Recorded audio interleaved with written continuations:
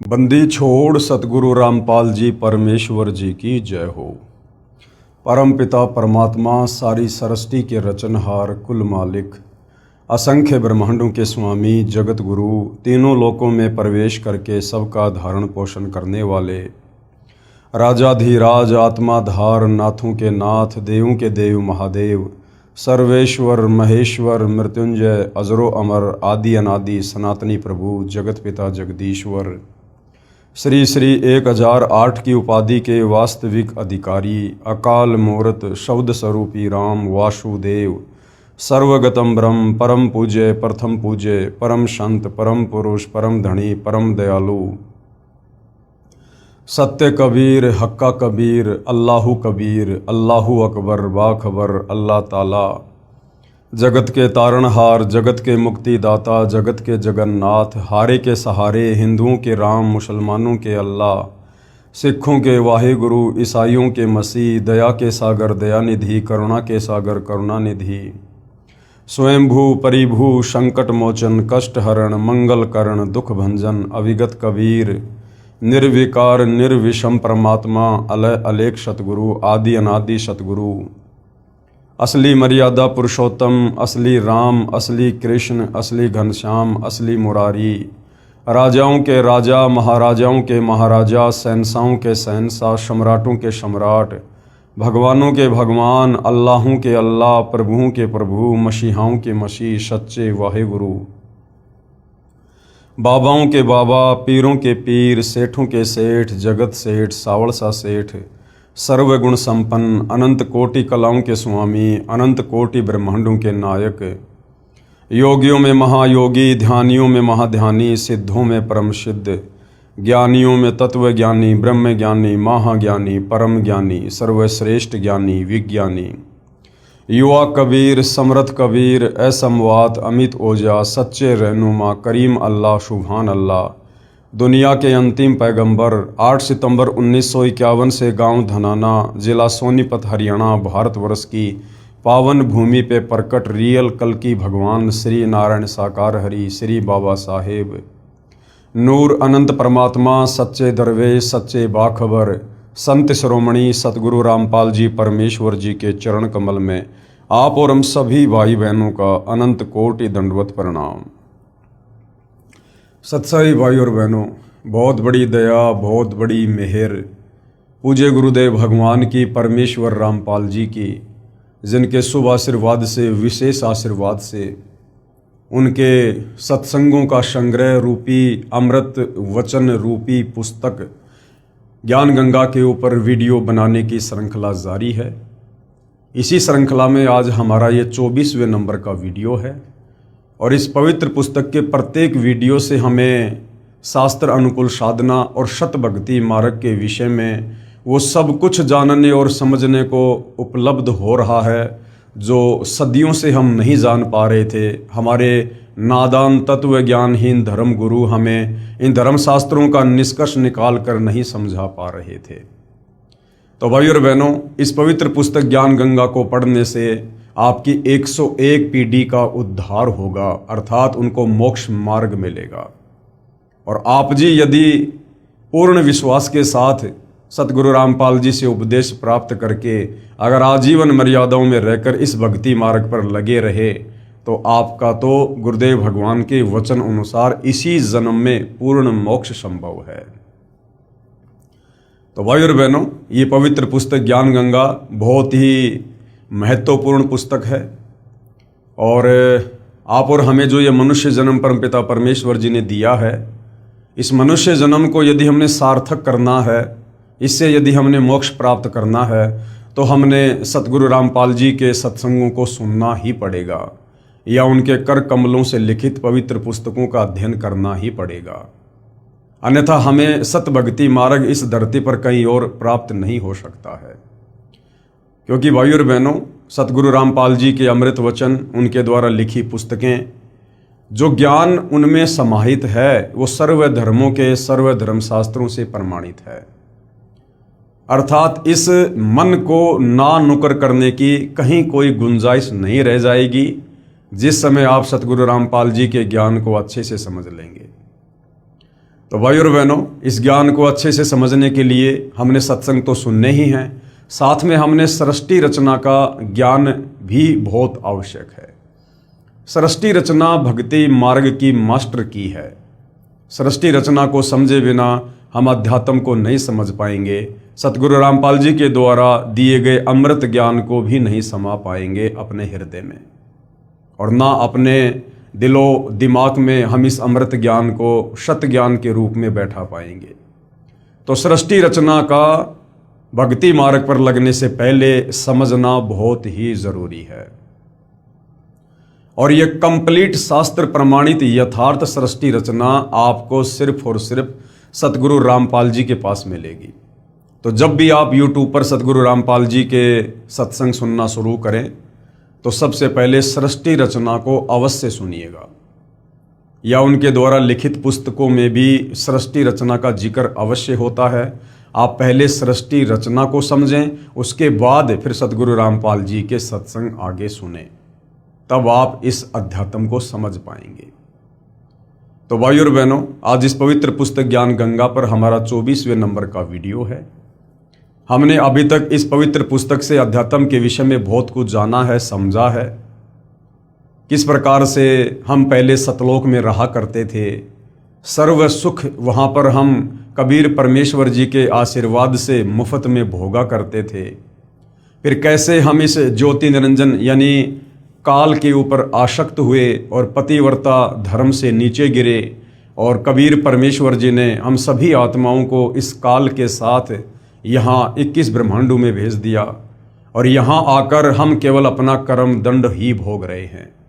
यानी सतलोक में हमने जो गलती की थी, हम यहाँ काल के 21 ब्रह्मांडों में राजा महाराजा बनकर, देवता बनकर, आम व्यक्ति बनकर, लक 84 में गधे कुत्ते शुअर बनकर, नरक में असहनीय पीड़ाओं का सामना करके, तपतशिला पर कष्ट सहन करके, जन्म और मृत्यु के चक्कर में असहनीय पीड़ाओं का सामना करते हुए हम केवल अपने कर्मों का दंड भोग रहे हैं। सतलोक में हमने जो गलती की थी, हम उसकी सजा काट रहे हैं। तो भाइयों और बहनों, अब वो समय आ गया है, यदि हम चाहें तो अपनी उस महानादानी के चलते जो सज़ा आज हम यहाँ पर भोग रहे हैं, हम इस सज़ा को कम करवा सकते हैं, क्योंकि आज स्वयं कबीर परमेश्वर जी सतलोक से चलकर सतगुरु रामपाल जी के नाम से धरती पर प्रकट हैं। आज वे हमारी उन तमाम नादानियों को, हमारी गलतियों को क्षमा करने के लिए आए हैं। कहते हैं, जो मैं पूत कपूत हूँ बहुर पिता को लाज। बेटा बेटी चाहे कितनी बड़ी गलती क्यों ना कर दे, लेकिन माता पिता फिर भी उन्हें माफ़ कर देते हैं, अपने बच्चों की गलतियों को हृदय पर नहीं लेते हैं।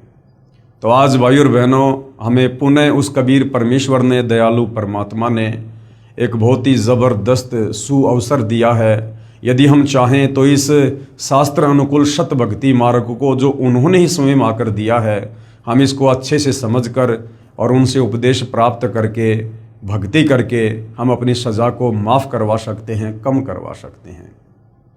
लेकिन परमात्मा कहते हैं, सकल पदार्थ है जग माही, भाग बिना नर पावत नाही। इस कबीर परमेश्वर सतगुरु रामपाल जी की शरण में आना भी अपने संस्कार के ऊपर है, अपने भाग के ऊपर है।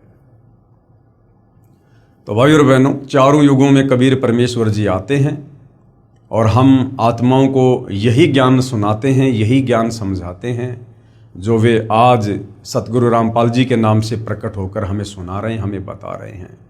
और इस सतज्ञान को सर्व धर्मों के सर्व धर्मशास्त्रों ने भी प्रमाणित किया है। और सतगुरु रामपाल जी पूर्ण संत हैं, तत्वदर्शी संत हैं। उनके अलावा संसार में कोई कथा करने का अधिकारी नहीं, कोई गुरु पद प्राप्त करके आगे दीक्षा देने का अधिकारी नहीं, कोई किसी का मोक्ष करवाना उनके अलावा संभव नहीं। और भाइयों और बहनों, हमारे धर्मशास्त्रों में पूर्ण संत की पूर्ण पहचान है, वो भी सतगुरु रामपाल जी ने हमें वेद और गीता से बताई है, समझाई है। साथ ही जो विश्व के जाने माने भविष्य वक्ता हैं, जिन्होंने सैकड़ों वर्ष पूर्व ही अपनी भविष्यवाणियाँ कर दी थी, आज उन भविष्य वक्ताओं की भविष्यवाणियाँ सतगुरु रामपाल जी पर खरी उतर रही हैं। तो भाइयों और बहनों, आप और हमने आज सतगुरु रामपाल जी को पूर्ण संत के रूप में पहचान कर और उनसे सत उपदेश लेकर अपनी आत्मा का कल्याण करवाने से पीछे नहीं रहना चाहिए। अन्यथा यदि एक बार ये सु अवसर हमारे हाथ से निकल गया, और सु अवसर हमारे हाथ से निकलेगा जिस समय ये मनुष्य जन्म छूट जाएगा, या सतगुरु रामपाल जी स्वयं सतलोक को वापस चले जाएंगे।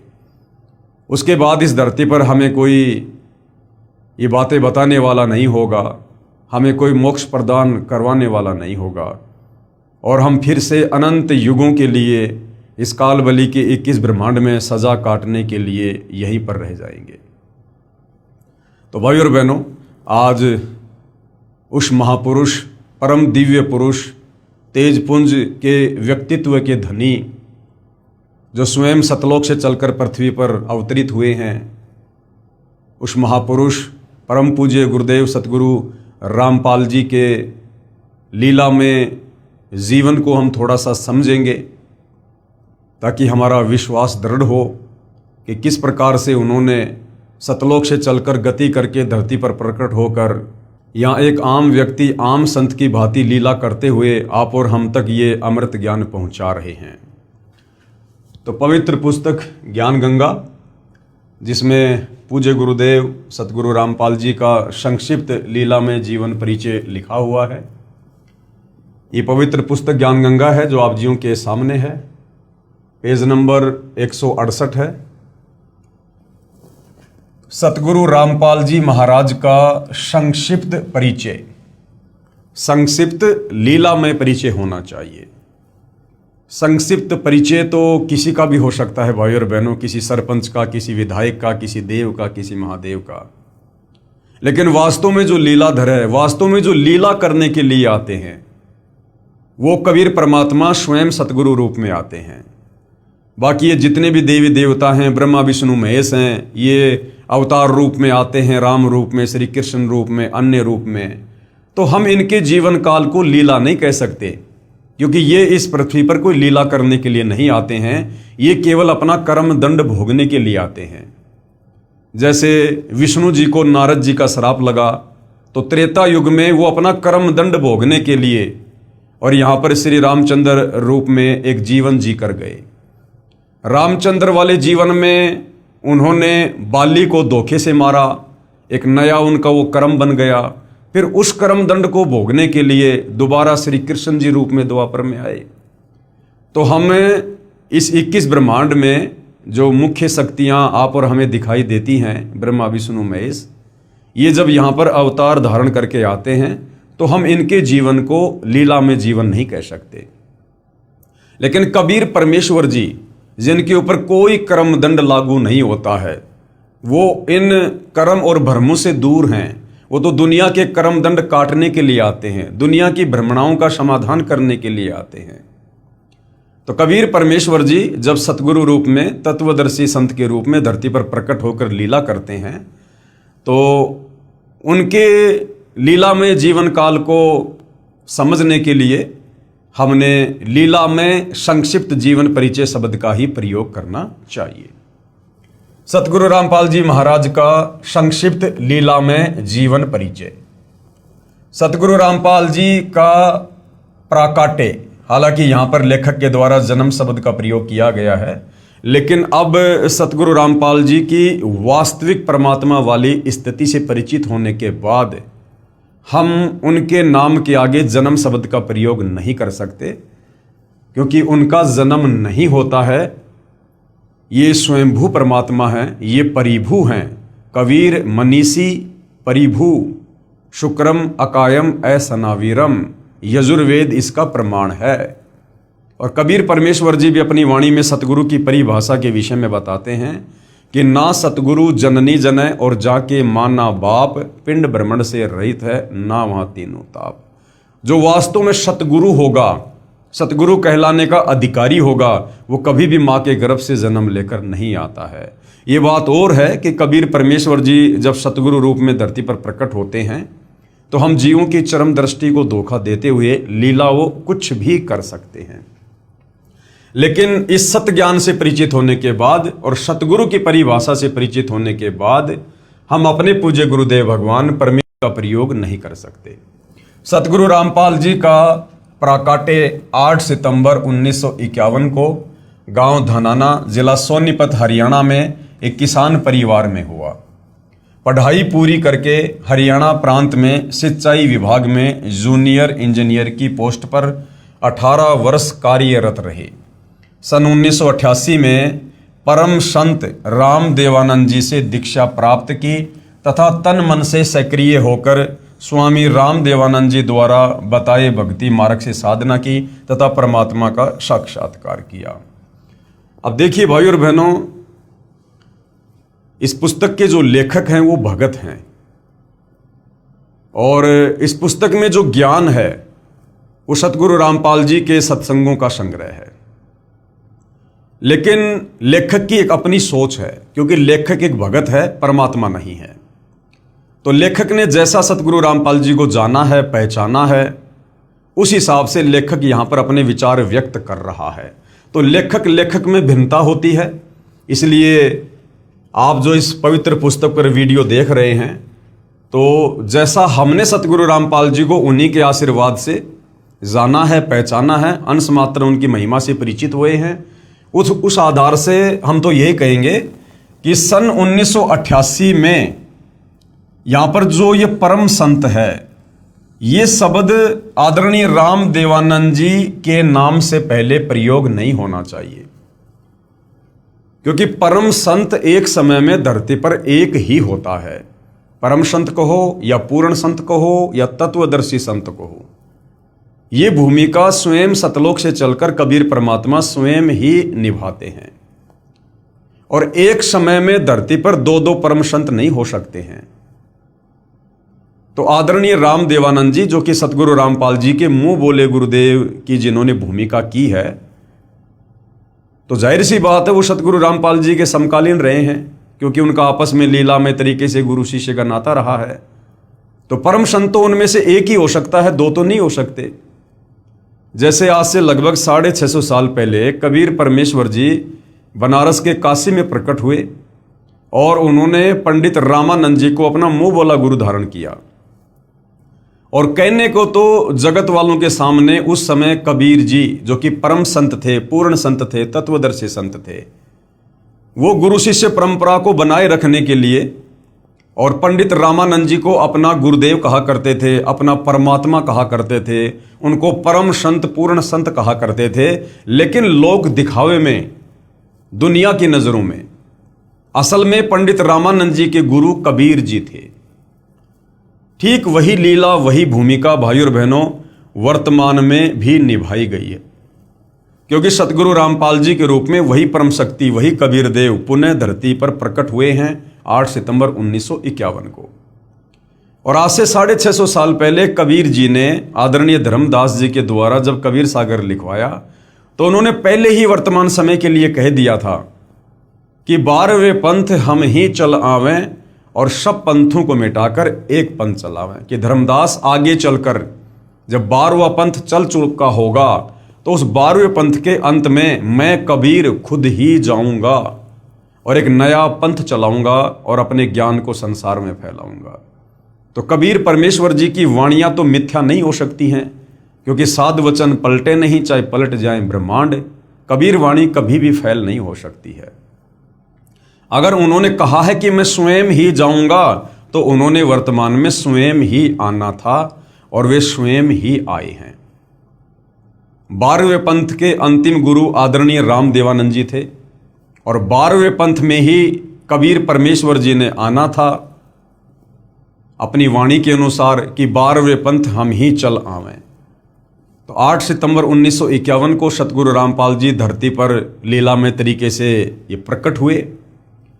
उसके बाद 17 फरवरी 1988 को इन्होंने अपनी पूर्व योजना के तहत एक अच्छी आत्मा आदरणीय राम देवानंद जी को अपना मुंह बोला गुरु धारण किया। उनको सर्व बातों से, सर्व परिस्थितियों से उनको परिचित करवा दिया गया था कि आप केवल लोक दिखावे में मेरे गुरु बने रहिए, बाकी असल में आदरणीय राम देवानंद जी के गुरु सतगुरु रामपाल जी थे। लेकिन गुरु शिष्य परंपरा को बनाए रखने के लिए उन्होंने जो लीला आज से 650 साल पहले की, वही लीला वर्तमान में भी की। और सतगुरु रामपाल जी ने, जो कि स्वयं कबीर परमेश्वर हैं, इन्होंने गुरु शिष्य परंपरा को निभाने के लिए आदरणीय राम देवानंद जी को अपना मुंह बोला गुरु धारण किया। और जैसा कि गुरु शिष्य का नाता होता है, उस आधार से स्वयं सारी सृष्टि के मालिक होते हुए, जगत गुरु होते हुए सतगुरु रामपाल जी ने अपने गुरुदेव को, अपने मुंह बोले गुरुदेव को, आदरणीय राम देवानंद जी को कभी सतगुरु कहा, कभी परमात्मा कहा, कभी बंदी छोड़ कहा, तो कभी परम संत कहा। जबकि असल में ये जितनी भी उपाधियां हैं ये सतगुरु रामपाल जी के लिए हैं। और फिर सन 1994 में सतगुरु रामपाल जी ने अपनी उस वाणी के अनुसार कि 12वें पंथ हम ही चल आवें, सब पंथों को मिटाकर एक पंथ चलावें, तो सन 1994 में उन्होंने एक अपना नया 13वां यथार्थ कबीर पंथ चलाया, जो आज पूरे विश्व में वे अपने सत ज्ञान को फैला रहे हैं। तो यहाँ पर जो ये परम संत शब्द है, ये एक भगत की भूमिका में सतगुरु रामपाल जी ने अपने गुरुदेव को, अपने मुंह बोले गुरुदेव को, आप और हमें गुरु शिष्य के बीच का जो रिश्ता है, जो मर्यादा है, जो श्रद्धा है, जो समर्पण भाव है, उसको समझाते हुए, स्वयं जगत गुरु होते हुए, परम संत होते हुए सतगुरु रामपाल जी ने अपने मुंह बोले गुरुदेव आदरणीय राम देवानंद जी के नाम से पहले परम संत का प्रयोग किया है। अन्यथा आदरणीय राम देवानंद जी परम संत नहीं थे, वो केवल एक संत थे, यानी एक भगत थे, बस इससे ज्यादा कुछ नहीं थे। क्योंकि परमेश्वर तो सृष्टि में एक ही है, बाकी सब यहां पर जीव हैं। सन 1988 में आदरणीय राम देवानंद जी से दीक्षा प्राप्त की, यानी लोक दिखावे में दीक्षा प्राप्त की, तथा तन मन से सक्रिय होकर आदरणीय राम देवानंद जी द्वारा बताए भक्ति मार्ग से साधना की। अब यहां पर राम देवानंद जी के नाम से पहले स्वामी शब्द है। अब भाई और बहनों, वर्तमान का समय ये कलयुग की बिचली पीढ़ी है। आप और हमने बोलते समय, लिखते समय, पढ़ते समय, पढ़ाते समय हमने एक एक शब्द पर बहुत ज्यादा ध्यान देना होगा। यदि हम जरा भी इस पतिव्रता पद से नीचे गिर गए तो भाई और बहनों, आप हमारी बनी बनाई बात बिगड़ जाएगी। तो वर्तमान में हमारे लिए हमारे स्वामी, हमारे दाता, हमारे भगवान, हमारे पिता, हमारे गुरु जो भी हैं, ये सतगुरु रामपाल जी हैं। हम अन्य किसी जीव के नाम से पहले या बाद में ये दाता, स्वामी, परम संत, जगत गुरु, हम इस प्रकार के शब्दों का प्रयोग नहीं कर सकते हैं। सतगुरु रामपाल जी ने तो एक अच्छे और नेक शिष्य की लीलामय तरीके से भूमिका करते हुए इस प्रकार के शब्दों का प्रयोग अपने मुंह बोले गुरुदेव के लिए किया है, ताकि हम गुरु शिष्य के बीच के रिश्ते को समझें और हम भी अपने पूज्य गुरुदेव सतगुरु रामपाल जी को इसी प्रकार से उपमा दें। तो आप और हमें गुरु की महिमा समझाने के लिए उन्होंने एक अच्छे शिष्य की भूमिका की है, और उस भूमिका के तहत उन्होंने आदरणीय राम देवानंद जी के नाम से कभी परम संत लगाया, कभी स्वामी शब्द लगाया, तथा तन मन से सक्रिय होकर आदरणीय राम देवानंद जी द्वारा बताए भक्ति मार्ग से साधना की तथा परमात्मा का साक्षात्कार किया। अब सतगुरु रामपाल जी तो स्वयं ही परमात्मा हैं, भला परमात्मा अपना क्या साक्षात्कार करेंगे? तो ये भी एक प्रकार से सारा का सारा लीलामय खेल है। सतगुरु रामपाल जी को कोई परमेश्वर का साक्षात करने की आवश्यकता नहीं है, क्योंकि ये स्वयं ही परमात्मा है। लेकिन इस प्रकार के शब्दों का प्रयोग क्यों किया जाता है भाई और बहनों? यदि वे डायरेक्ट कह दे कि मैं परमात्मा हूं, तो आप और हम इस काल के 21 ब्रह्मांड में फंसे हुए प्राणी, हमारी सोच इतनी छोटी है, इतनी संकीर्ण है कि हमारा हृदय इन बातों को स्वीकार जल्दी से नहीं कर पाएगा, और हमारे मन में तरह तरह का दोष गुरुदेव के प्रति उत्पन्न हो जाएगा कि देखो, एक इंसान होकर, एक व्यक्ति होकर अपने आप को भगवान कहता है, परमात्मा कहता है कि मैं ही कबीर हूं।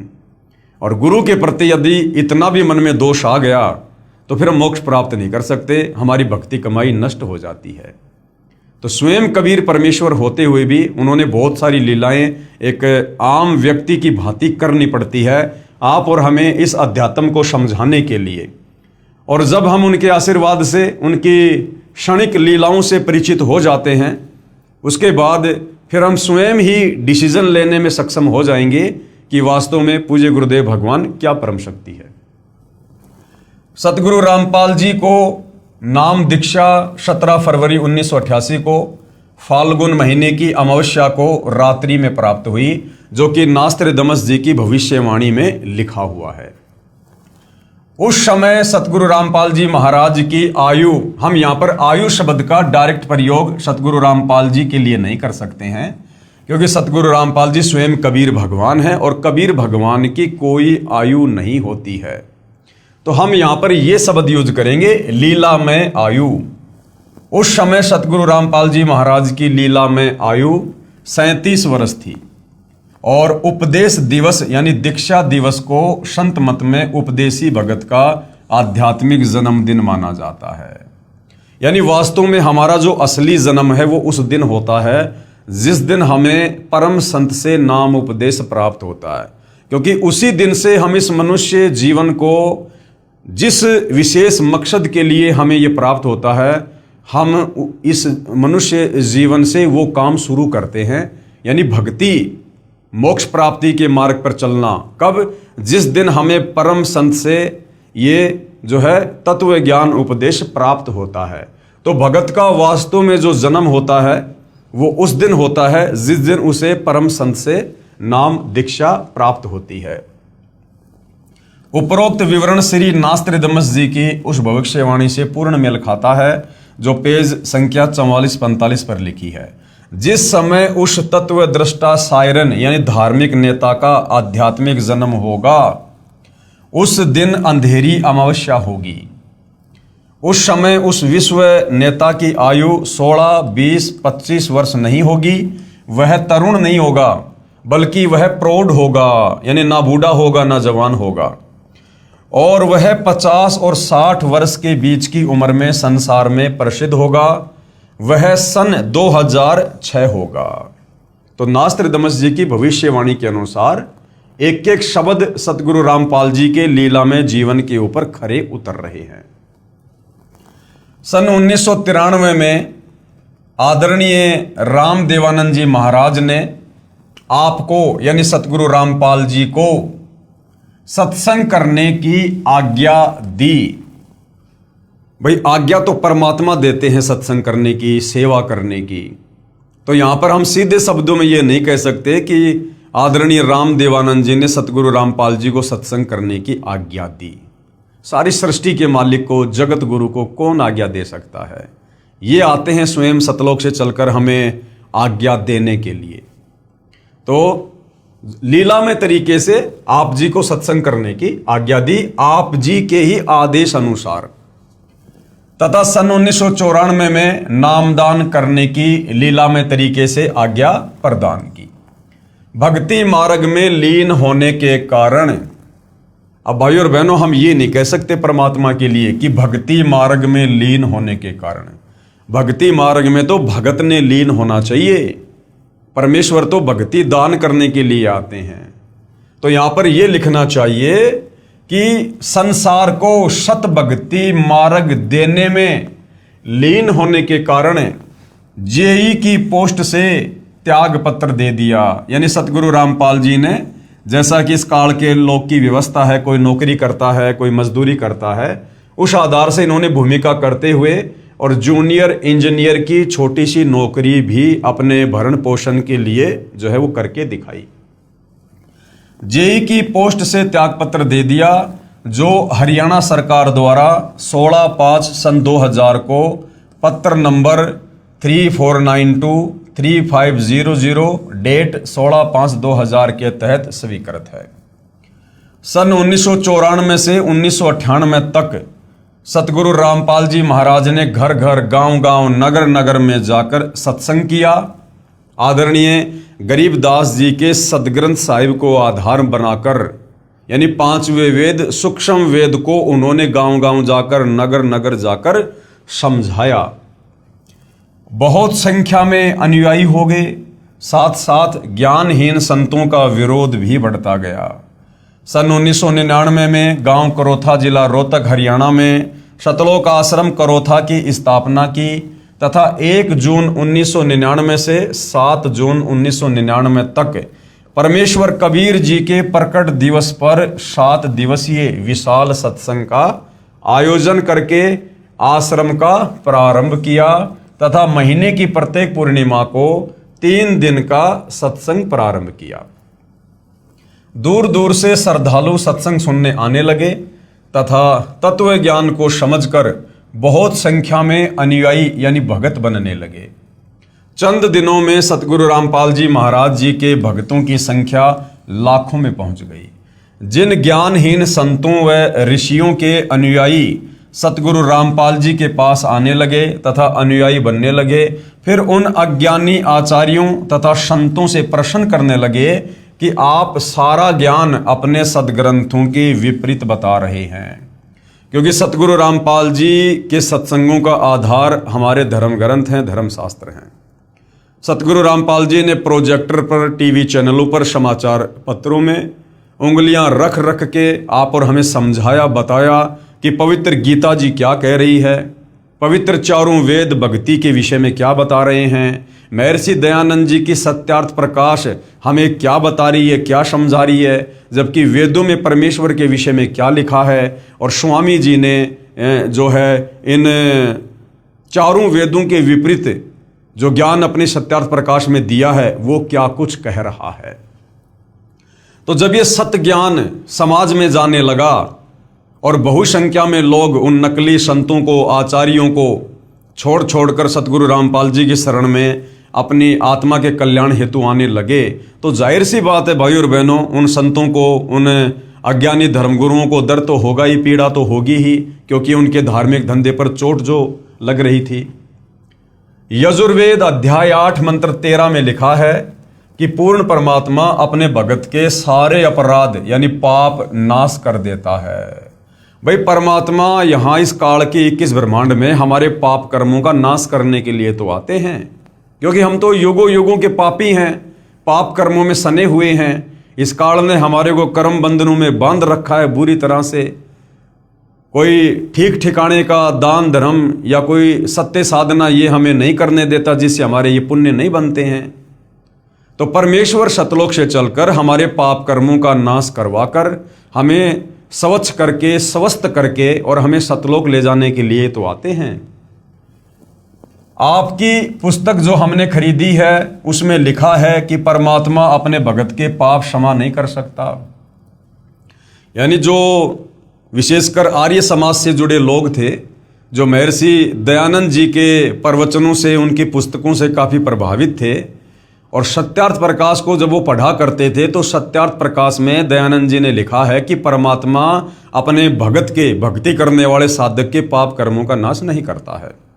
और जब सतगुरु रामपाल जी ने यजुर्वेद अध्याय 8 मंत्र 13 में लिखा हुआ बताया कि देखो भाई, हमारे वेद तो कह रहे हैं कि परमात्मा सतलोक से चलकर भक्ति करने वाले भगत के पाप कर्मों का नाश कर देता है, तो फिर आर्य समाज से जुड़े वो लोग वापस अपने घर जाकर और हमारे पवित्र वेदों का हवाला देकर अपने आचार्यों से, धर्म गुरुओं से सवाल जवाब करने लगे कि भाई आप तो कहते हो कि श्री दयानंद जी की जो सत्यार्थ प्रकाश है वो वेदों पर आधारित है, जबकि हमारे वेद क्या कह रहे हैं और सत्यार्थ प्रकाश वेदों के विरुद्ध व्याख्या दे रही है।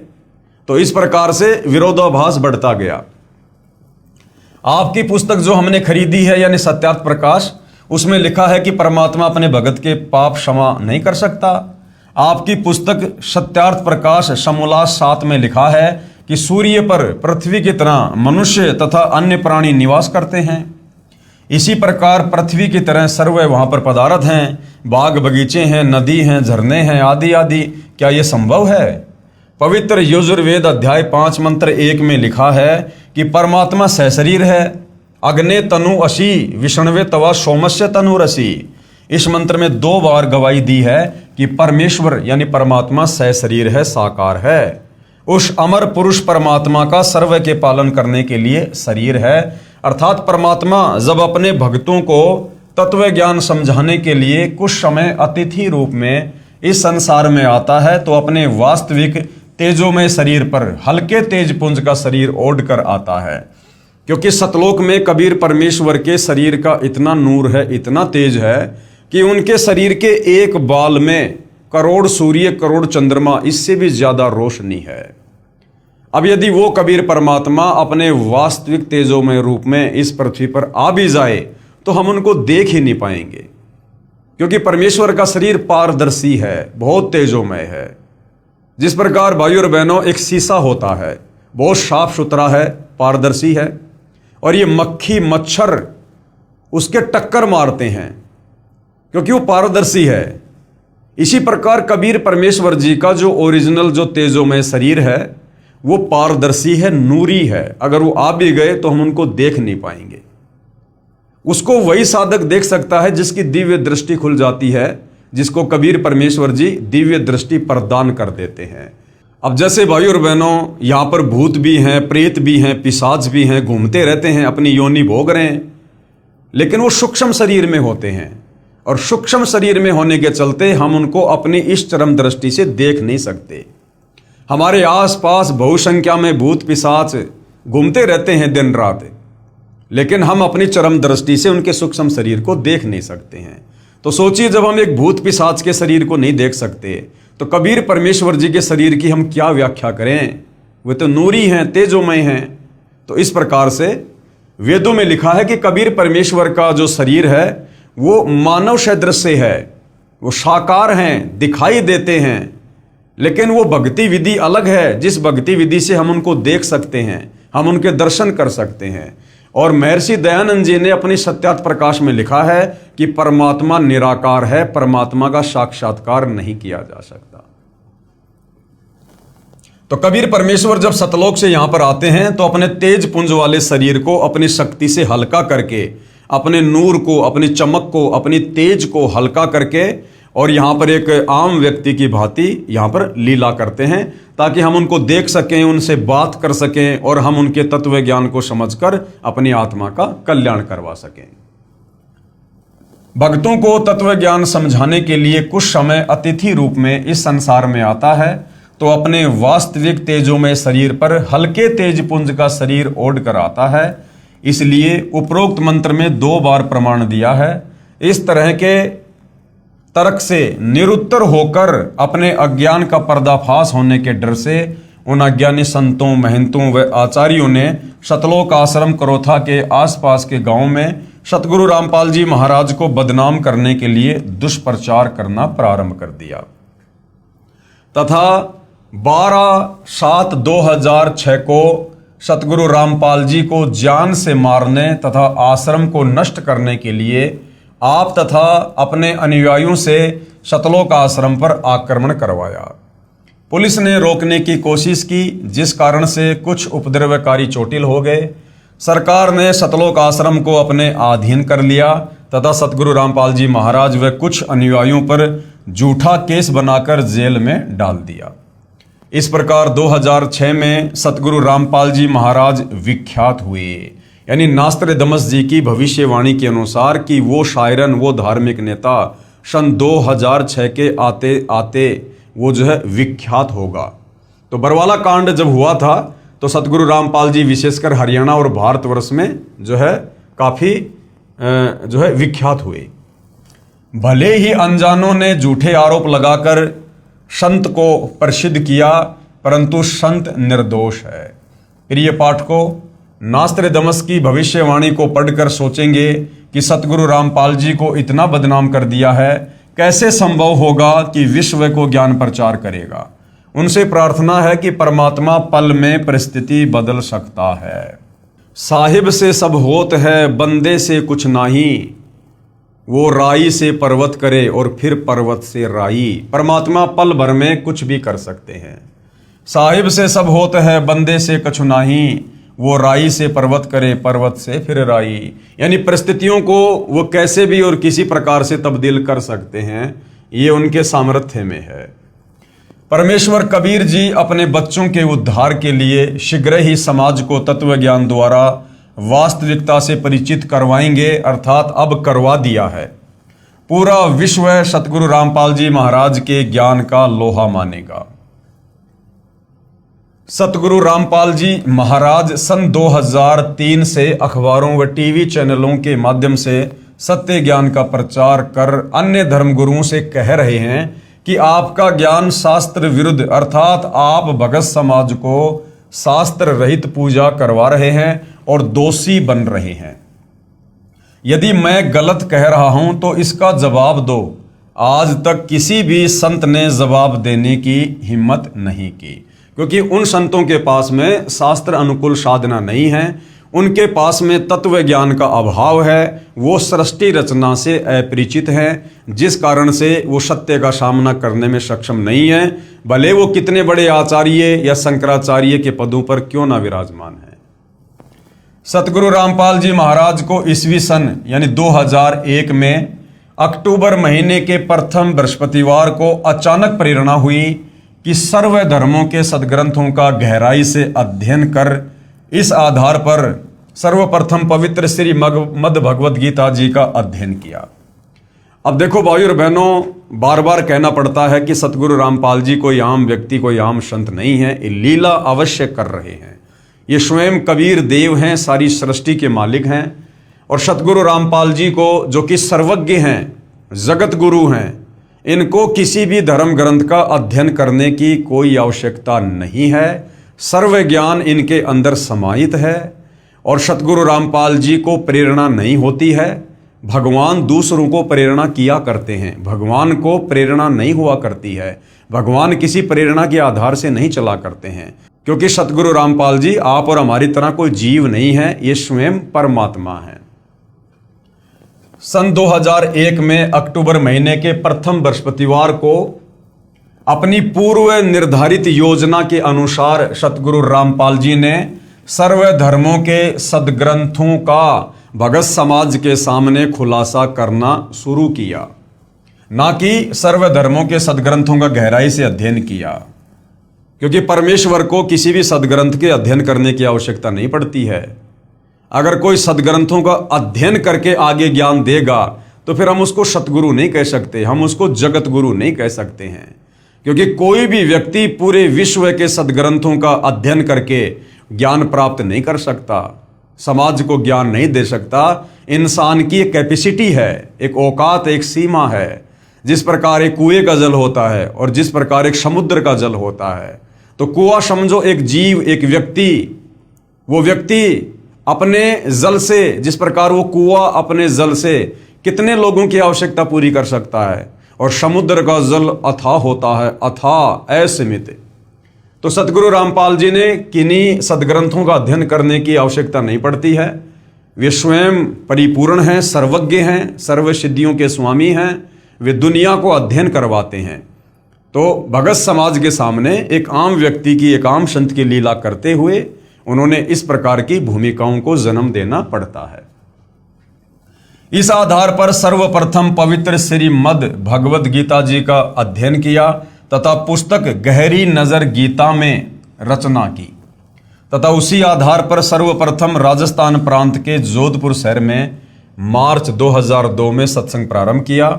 इसलिए नास्त्रदमस जी ने कहा है कि विश्व धार्मिक हिंदू संत अर्थात सायरन 50 वर्ष की उम्र में अर्थात 2001 गे ज्ञाता होकर प्रचार करेगा। सतगुरु रामपाल जी महाराज का प्राकाट्य ना कि जन्म पवित्र हिंदू धर्म में सन 1951 में 8 सितंबर को गांव धनाना, जिला सोनीपत, प्रांत हरियाणा, भारत में एक किसान परिवार में हुआ। अब भाइयों और बहनों, जन्म क्यों नहीं कह सकते, क्योंकि आदरणीय गरीबदास जी जो लगभग 300 साल पहले गांव छुड़ानी, जिला झज्जर, हरियाणा में हुए हैं, वो कबीर परमेश्वर जी के सत्य ज्ञान से परिचित हुए। कबीर परमात्मा जी जिंदा बाबा के रूप में सतलोक से चलकर धरती पर प्रकट हुए, उनको अपना ज्ञान दिया, नाम दिया। फिर उसके बाद गरीबदास जी की आत्मा को शरीर से निकालकर सतलोक ले गए, उन्हें सर्व ब्रह्मांडों की रचना से परिचित करवाया, उनका ज्ञान योग खोला और वापस उन्हें उस शरीर में छोड़ा। उसके बाद आदरणीय गरीबदास जी ने कलम तोड़ महिमा अपने पूज्य गुरुदेव बंदी छोड़ कबीर साहिब जी की है। तो उनका जो ग्रंथ है आदरणीय गरीबदास जी का सदग्रंथ साहिब, उसमें से कुछ वाणियां निकालकर सतगुरु रामपाल जी ने हमें त्रिकाल संध्या के तहत दोपहर की आरती बना कर दी है, जिसको असुर निकंदन रमेणी कहते हैं। तो असुर निकंदन रमेणी में आदरणीय गरीबदास जी ने अपने पूज्य गुरुदेव के लिए कुछ कहा है। गरीबदास जी के पूज्य गुरुदेव कौन? जिंदा महात्मा कबीर परमेश्वर। तो गरीबदास जी ने कहा कि सतगुरु दिल्ली मंडल आईसी और सूती धरणी सुम जगाईसी, यानी मेरे गुरुदेव बंदी छोड़ कबीर आगे चलकर कलयुग की बिचली पीढ़ी में दिल्ली मंडल में आएंगे। तो 8 सितंबर 1951 को दिल्ली मंडल में आदरणीय गरीबदास जी के ही सतगुरु आए हैं। कौन? सतगुरु रामपाल जी। और आदरणीय गरीबदास जी के सतगुरु कौन? स्वयं कबीर परमात्मा। तो सतगुरु रामपाल जी कौन हुए? स्वयं कबीर भगवान। अब कबीर भगवान फिर जन्म लेकर नहीं आएगा, वो प्रकट ही होता है। इस प्रकार सन 2001 में सतगुरु रामपाल जी महाराज की लीला में आयु 50 वर्ष बनती है। सो नास्त्रदमस के अनुसार खरी है, इसलिए वह विश्व धार्मिक नेता सतगुरु रामपाल जी महाराज ही हैं, जिनकी अध्यक्षता में भारतवर्ष पूरे विश्व पर राज्य करेगा। पूरे विश्व में एक ही ज्ञान यानी भक्ति मार्ग चलेगा, एक ही कानून होगा, यानी जो नियम सतगुरु रामपाल जी बनाएंगे वही लागू होंगे। कोई दुखी नहीं होगा, विश्व में पूर्ण शांति होगी। जो विरोध करेंगे अंत में वे भी पश्चाताप करेंगे तथा तत्व ज्ञान को स्वीकार करने पर विवश होंगे और सर्व मानव समाज मानव धर्म का पालन करेगा और पूर्ण मोक्ष प्राप्त करके सतलोक जाएंगे। जिस तत्व ज्ञान के विषय में नास्त्रदमस जी ने अपनी भविष्यवाणी में उल्लेख किया है कि उस विश्व विजेता संत के द्वारा बताए शास्त्र प्रमाणित तत्व ज्ञान के सामने पहले के सभी संत निष्प्रभ यानी असफल हो जाएंगे तथा सभी को नम्र होकर झुकना पड़ेगा। उसी के विषय में परमेश्वर कबीर बंदी छोड़ जी ने अपनी अमृतवाणी में पवित्र कबीर सागर ग्रंथ में, जो संत धर्मदास जी द्वारा लगभग 550 वर्ष पहले लिपिबद्ध किया गया है, कहा है कि एक समय आएगा जब पूरे विश्व में मेरा ही ज्ञान चलेगा। 650 साल पहले कबीर परमेश्वर ने धर्मदास जी को कह दिया था कि पूरे विश्व में धर्मदास मेरा ही ज्ञान चलेगा, घर घर में मेरी ही पूजा होगी, पूरा विश्व शांति पूर्वक भक्ति करेगा, आपस में विशेष प्रेम होगा, सतयुग जैसा समय यानी स्वर्णम युग होगा। परमेश्वर कबीर बंदी छोड़ द्वारा बताए ज्ञान को सतगुरु रामपाल जी महाराज ने समझा है, जबकि भाई और बहनों सतगुरु रामपाल जी स्वयं कबीर भगवान हैं, कबीर परमात्मा हैं। इन्होंने किसी के ज्ञान को समझने की आवश्यकता नहीं है और ना इनसे ऊपर कोई ज्ञान देने वाला सृष्टि में है। लेकिन यहाँ पर वही बात है, गुरु शिष्य परंपरा का निर्वाह करते हुए आप और हम एक अच्छे भगत की भूमिका निभाकर वो दिखा रहे हैं, ताकि हम भी अपने पूज्य गुरुदेव सतगुरु रामपाल जी से उपदेश प्राप्त करके उनके दिखाए मार्ग अनुसार एक नेक सच्चे और अच्छे भगत की भूमिका कर सकें। इसी ज्ञान के विषय में कबीर साहिब जी ने अपनी वाणी में कहा है कि कबीर और ज्ञान सब ज्ञानड़ी और कबीर ज्ञान सो ज्ञान, और जैसे गोला तोप का करता चले मैदान। और ज्ञान सब ज्ञानड़ी, बाकी जितने भी धर्मगुरु हैं, आचार्य शंकराचार्य हैं, उनका जो ज्ञान है वो बहुत ही क्षणिक है, वो क्षेत्रीय ज्ञान है, बहुत सीमित है, आत्म कल्याण वाला भी नहीं है, उनको आत्म ज्ञान भी नहीं है, परमात्म ज्ञान तो बहुत दूर की बात है। और कबीर परमेश्वर जी का जो ज्ञान है वो वास्तविक तत्व ज्ञान है, सर्वोपरि है। कबीर और ज्ञान सब ज्ञानड़ी, कबीर ज्ञान सो ज्ञान, जैसे गोला तोप का करता चले मैदान। जिस प्रकार लड़ाई के मैदान में तोप छोड़ दी जाती थी तो जहां तक वो तोप का गोला जाता था मैदान को बिल्कुल सफाचट करता हुआ जाता था, जो भी उसके सामने आ जाता था। तो कबीर परमेश्वर जी का तत्व ज्ञान तोप के गोले की तरह है, इसके सामने इन नकली धर्म गुरुओं का ये छोटा मोटा अज्ञान टिक नहीं पाएगा। भावार्थ है कि यह तत्व ज्ञान इतना प्रबल है कि इसके समक्ष अन्य संतों व ऋषियों का ज्ञान टिक नहीं पाएगा। जैसे तोप यंत्र का गोला जहां भी गिरता है वहां पर सर्व किलों तक को ढहाकर साफ मैदान बना देता है। यही प्रमाण संत गरीबदास जी छुडानी जिला झज्जर हरियाणा वाले ने दिया है कि सतगुरु यानी तत्वदर्शी संत परमेश्वर कबीर बंदी छोड़कर भेजा हुआ दिल्ली मंडल में आएगा। अब भाई और बहनों, इस विषय को बहुत ही ध्यानपूर्वक समझने की आवश्यकता है। देखो, यदि हमने वर्तमान कलयुग की बिचली पीढ़ी में, इस भक्ति युग में, अगर अपने पूज्य गुरुदेव सतगुरु रामपाल जी को यदि हमने एक मात्र संत की परिभाषा में ले लिया, या किसी कबीर भगवान के द्वारा भेजा गया कोई अवतार मान लिया, या कबीर जी के द्वारा भेजा गया कोई संदेशवाहक, या उनका दास, या उनके दरबार का कोई नौकर, या सतलोक से भेजी गई कोई आत्मा यदि हमने मान लिया, तो हम भाई और बहनों इनकी शरण में आकर बहुत संघर्ष करके, बहुत भक्ति करके, दान पुण्य करके भी हम यहाँ से मुक्ति प्राप्त नहीं कर पाएंगे। क्योंकि गुरु को परमेश्वर के अलावा, परमात्मा के अलावा यदि हमने अन्य किसी भी परिभाषा में रखा और हम भक्ति भी करते रहे, यानी हम उनको मानुष मानते रहे और भगवान उनके अलावा किसी और को मानते रहे, तो हम यहाँ से मुक्त नहीं हो सकते। ये हमारी बहुत बड़ी कमजोरी हो जाएगी। हमने गुरु को जानना है, पहचानना है, उनसे प्रार्थना कर करके, उनके आगे दंडवत करके, रो रो के, ज्ञान योग की भीख मांग मांग के, तब परमेश्वर दया करेंगे। वो दया ही करने आते हैं, हमारे से अपनी पहचान ही करवाने आते हैं, यदि वास्तव में हम मोक्ष चाहते हैं तो यहां पर आपको दो तरह की बातें देखने को मिलेंगी और दोनों बातें हमने समझने की भी आवश्यकता है।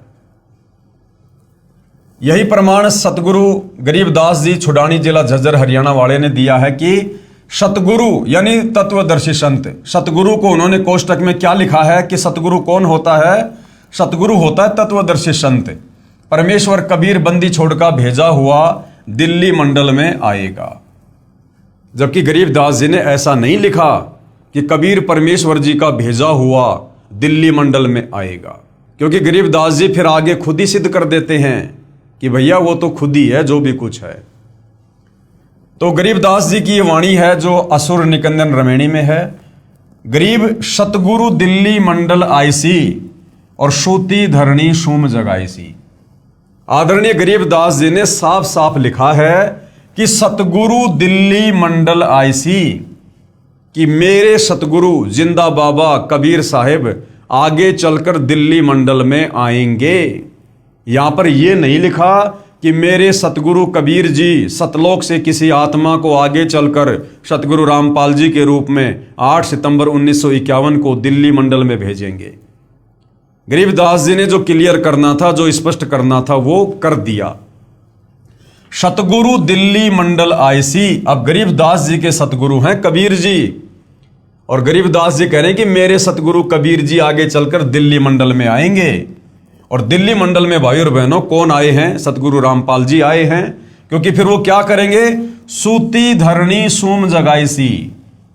सूती धरणी यानी जिस धरती ने भगत पैदा करने छोड़ दिए, जिस धरती पर कंजूस लोग पैदा हो चुके हैं दिल्ली मंडल में, सतगुरु आकर उनको भक्ति देकर, तत्व ज्ञान देकर जगाएगा, फिर से भक्ति पर लगाएगा, उनको दान धर्म जो है करना सिखाएगा, उनको दानी बनाएगा। तो यहां पर गरीबदास जी ने यह नहीं कहा कि कोई आत्मा आएगी या कबीर जी किसी को भेजेंगे। साफ साफ लिखा है सतगुरु दिल्ली मंडल आईसी और सूती धरणी सूम जगाईसी।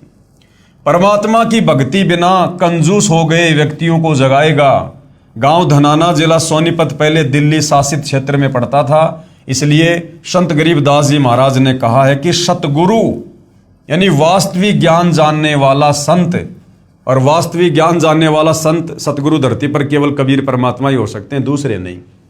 इसलिए संत गरीबदास जी महाराज ने कहा है कि सतगुरु यानी वास्तविक ज्ञान जानने वाला संत अर्थात तत्वदृष्टा संत दिल्ली मंडल में आएगा। अब तत्वदृष्टा संत यदि दिल्ली मंडल में आएगा तो तत्वदृष्टा संत तो स्वयं कबीर भगवान ही होते हैं, दूसरा और कोई नहीं होता। अब आगे क्या लिखा भाई और बहनों, हमने इस वाणी को समझने की आवश्यकता है।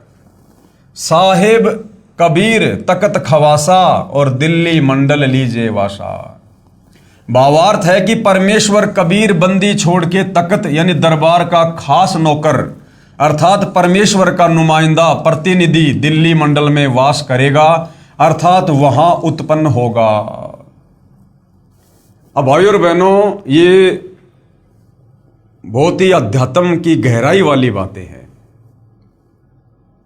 जब कबीर परमात्मा धरती पर आते हैं तो कुछ आत्माओं पर मालिक विशेष रहम करते हैं, रजा करते हैं, मेहर करते हैं। जो उन्हीं की तरह उनके सत्ज्ञान का आगे प्रचार करते हैं। तो यहां पर उन आत्माओं के विषय में ये जो वाणी है ये लिखी हुई है, ना कि ये कबीर परमात्मा जी के विषय में लिखी हुई है। क्योंकि गरीबदास जी अपने कबीर भगवान की समर्थता से भली भांति परिचित हैं और इसीलिए उन्होंने साफ साफ कह दिया यहां पर कि सतगुरु दिल्ली मंडल आई सी, सूती धरनी सुम जगाई सी।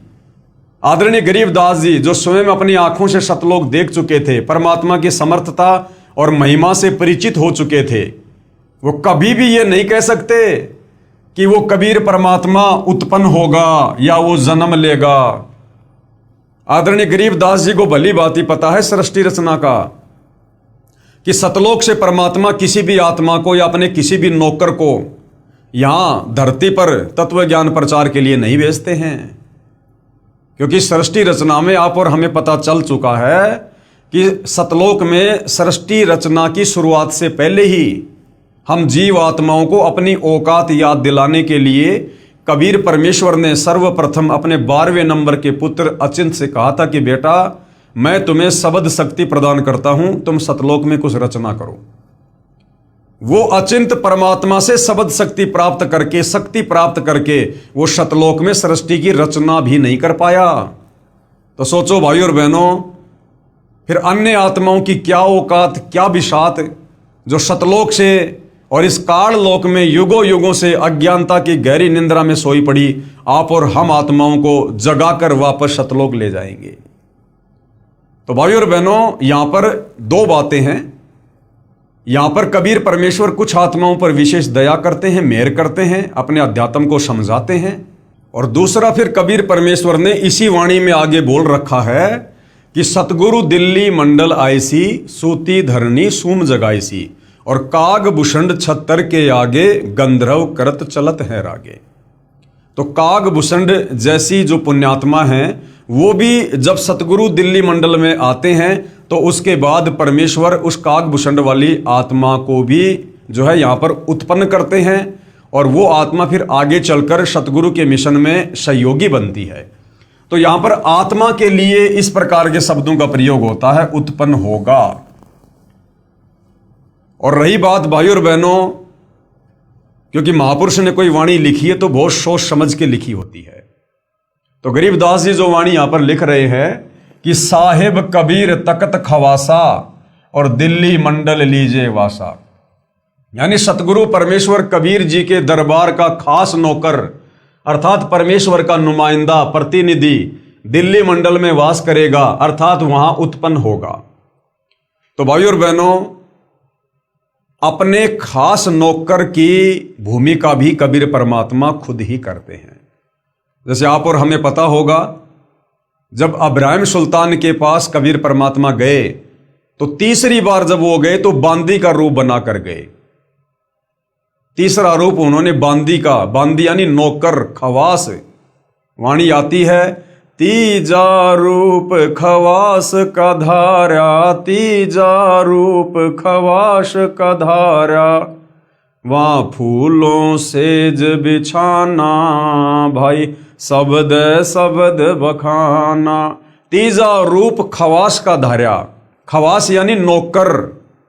तो कबीर परमात्मा ने खुद ही बांदी का यानी खवास का, नौकर का रूप धारण किया इब्राहिम को ज्ञान समझाने के लिए। तो साहिब कबीर खवासा, तो अपने खवासा यानी नौकर की भूमिका भी परमात्मा खुद ही निभाते हैं। साहिब कबीर तकत खवासा, दिल्ली मंडल लीजे वासा। भावार्थ है कि परमेश्वर कबीर बंदी छोड़ के तकत यानी दरबार का खास नौकर अर्थात परमेश्वर का नुमाइंदा प्रतिनिधि दिल्ली मंडल में वास करेगा, अर्थात वहां उत्पन्न होगा। प्रथम अपने हिंदू बंधुओं को तत्व ज्ञान से परिचित करवाएगा। बुद्धिमान हिंदू ऐसे जागेंगे जैसे कोई हड़बड़ा कर जागता है, अर्थात उस संत के द्वारा बताए तत्व ज्ञान को समझकर अविलंब उसकी शरण ग्रहण करेंगे। फिर पूरा विश्व उस तत्वदर्शी हिंदू संत के ज्ञान को स्वीकार करेगा। यह भविष्यवाणी श्री नास्त्रदमस जी ने भी की है। नास्त्रदमस जी ने यह भी लिखा है कि मुझे दुख इस बात का है कि उससे परिचित न होने के कारण मेरा सायरन तत्वदृष्टा संत उपेक्षा का पात्र बनेगा। हे बुद्धिमान मानव उसकी उपेक्षा ना करो। नास्त्रदामस जी कह रहे हैं कि उस महान धार्मिक नेता तत्वदर्शी संत की उपेक्षा मत करना, उसकी निंदा मत करना, बुराई मत करना, उसी से आत्मा का कल्याण संभव है। और उस तत्वदर्शी संत को कितना सम्मान देना है, कितना आदर सत्कार देना है। नास्त्रदामस जी क्या कह रहे हैं, वह तो सिंहास नस्त करके, सिंहास नस्त यानी आसन पर बैठा कर, और आराध्य देव यानी इष्ट देव यानी अपना परमपिता परमात्मा मानकर, आराध्य देव यानी इष्ट देव रूप में मानने योग्य है। यानी उस तत्वदर्शी संत को अपना इष्ट, अपना कबीर भगवान, अपना परमेश्वर मानकर और उनको सिंहासन पर बैठाकर उनकी पूजा करनी चाहिए। पूजा, क्योंकि वो स्वयं कबीर भगवान ही होगा। कबीर परमेश्वर जी के अलावा इस संसार में दूसरा कोई भी प्राणी, वो चाहे ब्रह्मा विष्णु महेश है, चाहे दुर्गा है, चाहे काल है, चाहे अक्षर पुरुष है, वो पूजा के योग्य नहीं है। क्योंकि जीव कभी भी अपनी पूजा नहीं करवा सकता, और ना जीव की पूजा करने से हमारी आत्मा की मुक्ति होगी। ये भले मजबूरीवश अपने आप को यहाँ पर भगवान साबित करके बैठे हैं, ये देवी देवता काल अक्षर पुरुष, परंतु ये वास्तव में पूजा के योग्य नहीं है। तो उस तत्वदर्शी संत को अपना आराध्य, अपना इष्ट देव मानकर यानी अपना भगवान मानकर और सिंहास नस्त करके यानी सिंहासन पर बैठाकर उनकी पूजा करनी चाहिए, उनकी आरती उतारनी चाहिए। वह हिंदू धार्मिक संत सायरन आदि पुरुष यानी पूर्ण परमात्मा का अनुयायी जगत का तारणहार है। तो भाई सतगुरु रामपाल जी स्वयं ही पूर्ण परमात्मा हैं, ये किसी के अनुयायी नहीं है, ये तो यहां पर अनुयायी बनाने के लिए आए हैं। नास्त्रदामस जी भविष्य वक्ता ने पुस्तक पेज नंबर 41 और 42 पर 3 शब्द का उल्लेख किया है। कहा है कि वह विश्व विजेता तत्वदृष्टा संत क्रूर चंद्र अर्थात काल की दुखदायी भूमि से छुड़ाकर यानी 21 ब्रह्मांड से छुड़वाकर अपने आदि अनादि पूर्वजों के साथ यानी सतलोक में वारिस बनाएगा तथा मुक्ति दिलाएगा। यहां पर उपदेश मंत्र की ओर संकेत है कि वह सायरन केवल 3 शब्द ओम तत् सत्य ही मंत्र जाप देगा। एक विजयी ज्ञाता, ये जो 3 शब्द हैं ये नाम दीक्षा की ओर संकेत कर रहे हैं। इन 3 शब्दों के साथ मुक्ति का कोई अन्य शब्द ना चिपकाया जाए, यानी ओम तत् सत, इसके अलावा कोई चौथी बार में दीक्षा वगैरह अगर दे रहा है तो नास्त्रदामस जी साफ साफ मना कर रहे हैं कि 3 बार की दीक्षा के अलावा कोई चौथी बार की दीक्षा यदि दे रहा है तो उस तत्वदर्शी संत को वो मान्य नहीं होगा। यही प्रमाण पवित्र ऋग्वेद मंडल 10 सूक्त 90 मंत्र 16 में, सामवेद श्लोक संख्या 822 तथा श्रीमद् भगवद गीता अध्याय 17 श्लोक 23 में है कि पूर्ण संत क्यों कौन होता है? तत्वदर्शी संत। 3 मंत्र ओम तत् सत जिनमें तत् तथा सत सांकेतिक हैं देकर पूर्ण परमात्मा आदि पुरुष की भक्ति करवाकर जीव को काल जाल से मुक्त करवाता है।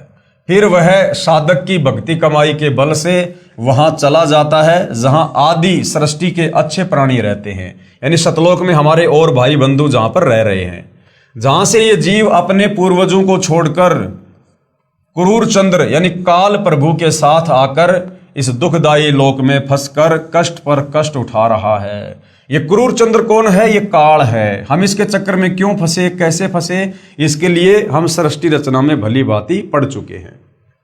नास्त्रदामस जी ने यह भी स्पष्ट किया है कि मध्यकाल अर्थात पिछली पीढ़ी हिंदू धर्म का आदर्श जीवन जिएंगे। सायरन यानी तत्वद्रष्टा संत अपने ज्ञान से दैवतीयमान उतंग ऊंचा स्वरूप अर्थात सर्वश्रेष्ठ शास्त्र अनुकूल भक्ति विधान फिर से बिना शर्त उजागर करवाएगा और मानवीय संस्कृति अर्थात मानव धर्म के लक्षण निर्धोक यानी निष्कपट भाव से संवारेगा। मध्या कालात हिंदू धर्माचे व हिंदूच्या आदर्शवत झालेल, यह मराठी भाषा में लिखा है। यह मराठी भाषा में पेज नंबर 42 पर लिखा है कि उपरोक्त भावार्थ है कि पिछली पीढ़ी का उद्धार सायरन करेगा, यानी पिछली पीढ़ी वाले आप और हम भक्तों का जो भक्ति पर लग जाएंगे, आजीवन मर्यादा में रहेंगे, उन भक्तों का उद्धार, उनका मोक्ष वो शायरन करेगा। ये उल्लेख पेज नंबर 42 की हिंदी लिखना रह गया था, इसलिए यहां लिख दिया है तथा स्पष्टीकरण भी दिया है। यही प्रमाण स्वयं पूर्ण परमात्मा कबीर जी ने कहा है कि धर्मदास तोहे लाख दुहाई, सार ज्ञान कहीं बार न जाई, सार नाम बाहर जो परही, बिचली पीढ़ी हंस नहीं तरही, सार ज्ञान तब तक छुपाई, जब तक द्वादश पंथ ना मिट जाई।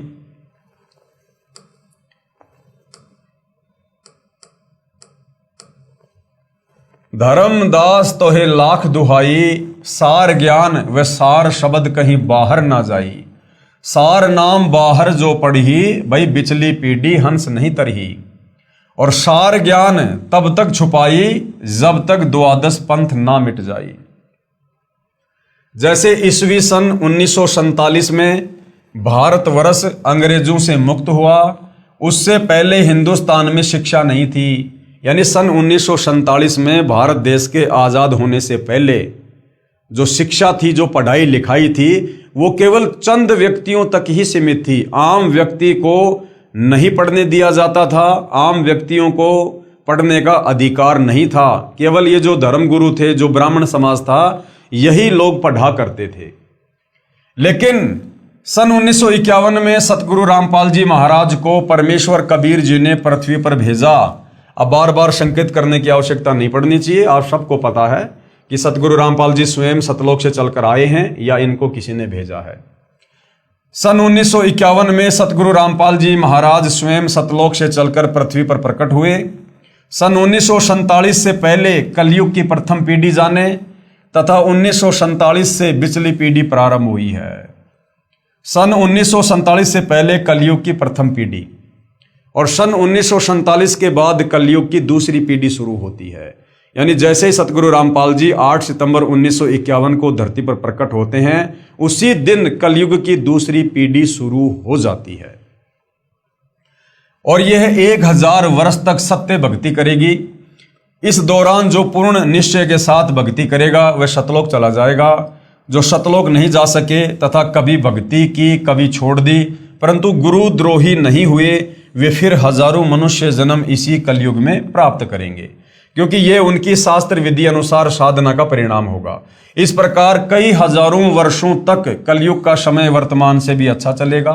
फिर अंत की पीढ़ी यानी तीसरी जो पीढ़ी होगी वो भक्ति रहित उत्पन्न होगी। उस समय भक्ति का नामो निशान खत्म हो जाएगा, क्योंकि शुभ कमाई जो भक्ति युग में की है वर्तमान में वह बार बार जन्म प्राप्त करके खर्च यानी समाप्त कर दी जाएगी। इस प्रकार कलयुग के अंत की पीढ़ी कृतघ्नी होगी, वे भक्ति नहीं कर सकेंगी। इसलिए कहा है कि अब कलयुग की बिचली पीढ़ी चल रही है। 1947 से सन 2006 से वह सायरन यानी धार्मिक नेता, तत्वदर्शी संत सभी के समक्ष प्रकट हो चुका है। वह है सतगुरु रामपाल जी महाराज।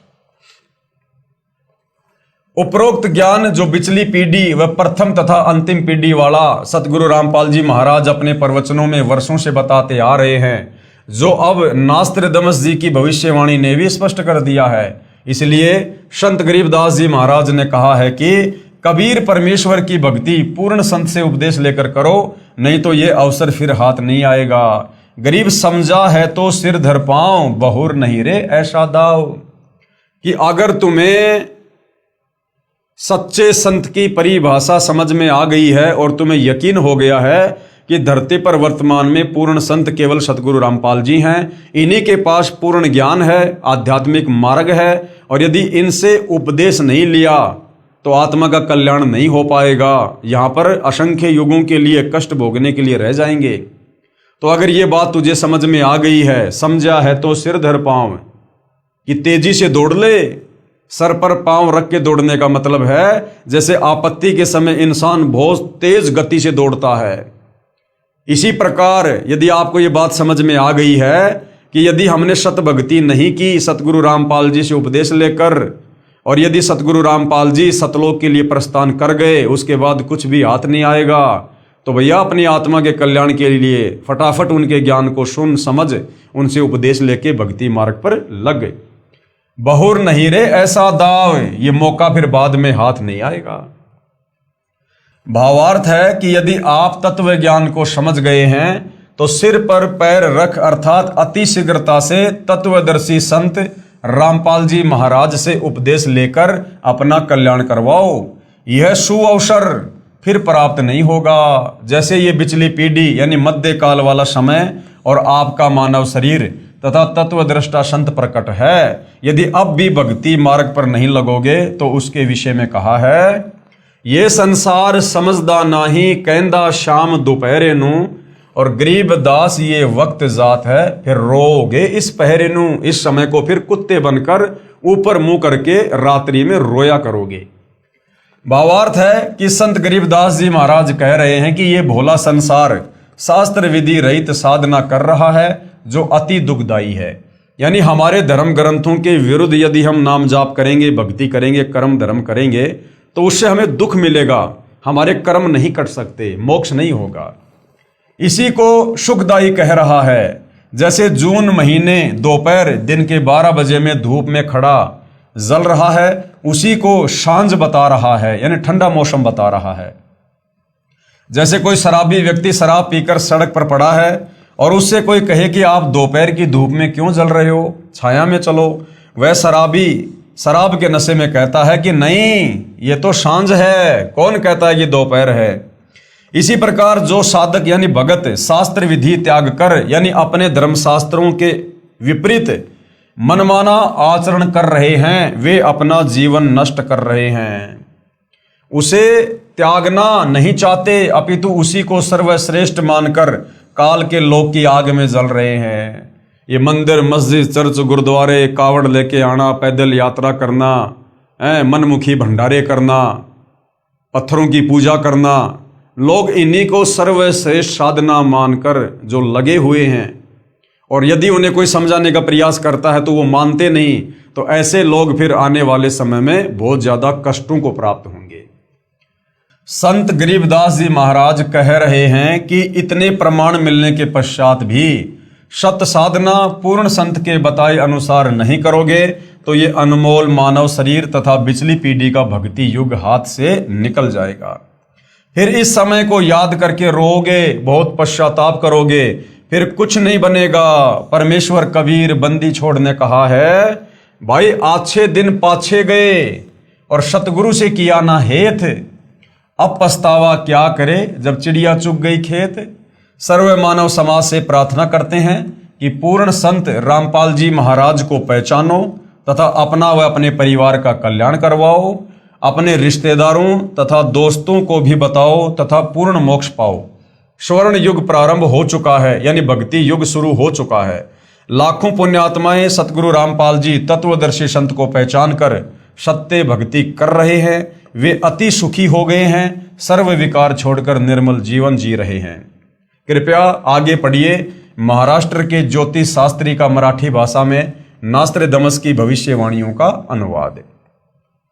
अब भाई और बहनों, ये आपने अभी तक जो पढ़ा है, जो देखा है, ये पवित्र पुस्तक ज्ञान गंगा में एक भगत के द्वारा जैसा उन्होंने सतगुरु रामपाल जी के तत्व ज्ञान को जाना है, समझा है, और जैसा उन्होंने सतगुरु रामपाल जी को अपनी दृष्टि से पहचाना है, उस आधार से उन्होंने यहाँ पर उनके संक्षिप्त लीला में जीवन के विषय में हमें समझाने का प्रयास किया है।